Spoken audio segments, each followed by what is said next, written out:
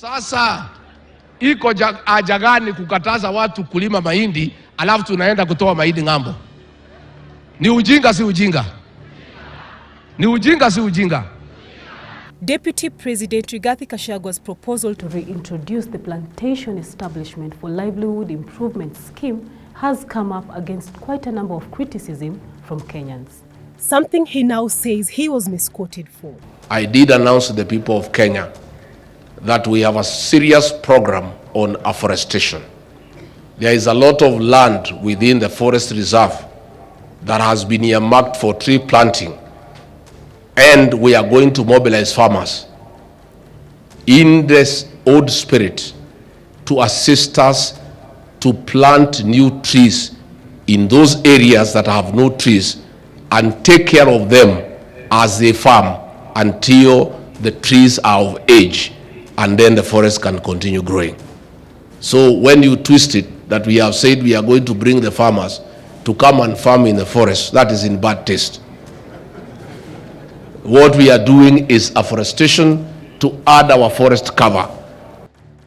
But what is the Shamba system? How is it supposed to work? Why is it controversial? Here's the backstory of the Shamba system. The Shamba system has been practiced in Kenya since the early 90s.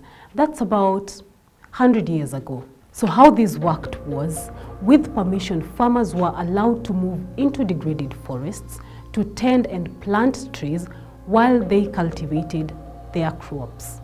And once these seedlings matured into a forest, these farmers moved from these plots or shambas. In theory, the Shamba system is supposed to be a win-win, more or less. It could increase production of food crops from the shambas. Farmers are also given tree seedlings from the Kenya Forest Service to tend to, thus increasing forest cover. While the Shamba system looks to solve two problems at a go, in a 2018 publication, the Secretary of the National Environmental Complaints Committee, John Shumo, describes this system as the most abused program in the forestry sector. The most abused because, according to Professor Wangari Maathai, allowing people into forests to farm and graze was a great threat to the forests that Kenya has. The government is still attracted by the revenue that it gets from the farmers. So they allow people to graze, or they allow people to cut grass and carry. But if you ask me, because our forests are so few, we should just not allow people to come into the forest. These forests have not been destroyed by individuals, they have been destroyed by governments. And it is the government that we are challenging. The Shamba system has been banned and reinstated quite a number of times. First in 1986, but was reinstated in 1994. In 2004, during President Mwai Kibaki's tenure, the system again was abolished on allegations that the KFS and millers were taking advantage to cut down trees for timber. However, in 2008, field trials were done for its reintroduction. But in 2021, during former President Uhuru Kenyatta's tenure, it was again outlawed. And a year later, we now have proposals to have the Shamba system brought back. Kwa hivyo tutatoa ratiba ambaye tutalima kwa msitu bila kuharibu miti, si ndio?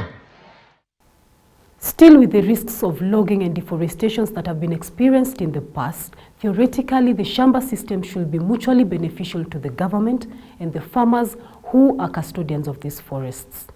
Again, the claim here is that PELIS, or the Shamba system, if reintroduced, will bolster national food security, employment opportunities, and expand income earnings.